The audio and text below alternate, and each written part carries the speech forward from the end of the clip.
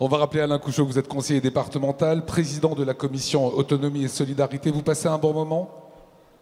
Voilà, ça va venir a priori. Tout à fait, avec des artistes de ce talent, c'est un vrai bonheur. Voilà, et à vos côtés, Adeline Jenner, qui est déléguée Alsace de l'Agence régionale de santé, qui est l'ARS Grand Est. On va évoquer un petit peu les actions sociales. Vous êtes, vous, garant en tout cas de l'action sociale et sanitaire dans le Haut-Rhin, dans le domaine de l'autonomie, dans le domaine de l'accompagnement des personnes fragiles. C'est quoi, je vais commencer avec vous, avec le conseil départemental, c'est quoi vos ambitions respectives, vos ambitions pour le conseil départemental ? Le conseil départemental porte 4 ambitions, mais je ne vous promets pas qu'elles commenceront toutes par une lettre différente de l'alphabet. La première, c'est de continuer à mettre les personnes en situation de handicap et les personnes âgées au centre de notre préoccupation. Comme le dit joliment notre présidente, la solidarité, c'est notre cœur de mission, c'est notre mission de cœur. La deuxième ambition, c'est d'anticiper les attentes de demain, de nos concitoyens en situation de handicap ou les plus âgés, et en quelque sorte de passer d'une logique de bénéficiaire ou d'ayant droit à une personne acteur de son projet de vie.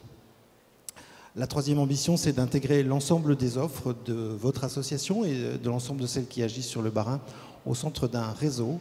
Et à ce titre, le fait que vous ayez choisi de vous appeler Réseau APA est tout à fait significatif. Et la dernière, elle consiste à réussir le virage du numérique. Et je vais vous poser la même question, Adeline, mais là c'est ARS Grand Est. À vous, vos ambitions? Alors, notre principale ambition dans le projet régional de santé à 10 ans que nous élaborons, c'est de faire évoluer le système de santé dans une logique de parcours. Parmi ces parcours, il y en a plusieurs, c'est des parcours populationnels. Le principal en termes de population, c'est bien sûr celui des personnes âgées. Ces objectifs peuvent se décliner de diverses manières. Je vais vous donner un exemple et un objectif pour que ça vous parle. On ambitionne de faire en sorte que 20% des personnes qui vivent à domicile, personnes âgées, bénéficient d'un plan d'accompagnement. Voilà, ça c'est de notre ambition. C'est une ambition, c'est une mission que vous êtes fixée. Les chantiers sur lesquels vous attendez que le réseau APA, ils sont ici devant vous, progresse, évolue dans les années à venir. Et ces 4 ambitions, c'est autant de chantiers pour lesquels le conseil départemental compte sur le réseau associatif en général et sur votre association en particulier. Nous savons que nous pouvons compter sur vous. Vous êtes un partenaire réactif, solide et fiable. Un partenaire fiable, solide aussi, le réseau APA? Exactement, un partenaire robuste. Et c'est vrai que pour les chantiers qui nous attendent, je crois que innover, inspirer la politique de santé avec des propositions du terrain, comme on a pu en voir, et avec le placement qui est le vôtre auprès de la population, nous orienter vers des actions toujours plus adaptées, c'est vraiment ce sur quoi on espère compter. Pierre Camérer, une réaction? Vous avez l'ARS et le conseil départemental sur ce plateau. Oui, ma réaction, c'est de dire que sans le département, sans l'ARS, et puis sans tous les autres partenaires, je pense particulièrement à la CARSAT ce soir, mais tous les autres, nous ne pourrions rien faire sur le terrain. Tous les services qui ont été décrits cet après-midi ont besoin de moyens. Et ces moyens, nous les avons principalement de la part du département et de l'Agence régionale de santé aujourd'hui. Ça, c'est le premier besoin.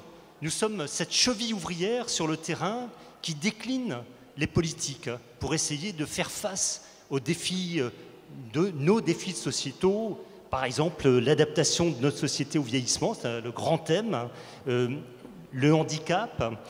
Et on a besoin, nous, de repères posés par les collectivités qui sont en charge de ces politiques, tout comme l'État. Et ensuite, c'est à nous de déployer sur le terrain. Adeline Jenner, allez, un petit mot à l'adresse des bénévoles et des professionnels qui sont ici dans cette salle ce soir pour les 70 ans. Qu'est-ce que vous avez envie de leur dire? Mais j'ai envie de dire que pour nous aider à faire des beaux parcours de santé, on a besoin d'avoir des beaux parcours de vie en premier, des personnes qui ont envie de se maintenir à domicile, de bien vivre. Et je crois qu'on a vu ce soir que le travail des bénévoles consistait à cela et qu'on a également pu mesurer l'engagement des salariés. Donc je voudrais vraiment pouvoir les remercier très chaleureusement et puis les encourager à poursuivre dans ce chemin. On peut applaudir Adeline. Voilà pour ces remerciements.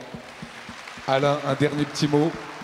Message aussi, vous avez vu la belle énergie qu'il y avait ce soir, c'est pas encore fini évidemment. Qu'est-ce que vous avez envie de leur dire? Aux bénévoles qui accompagne les personnes les plus fragiles, qui les aide à préserver leur autonomie.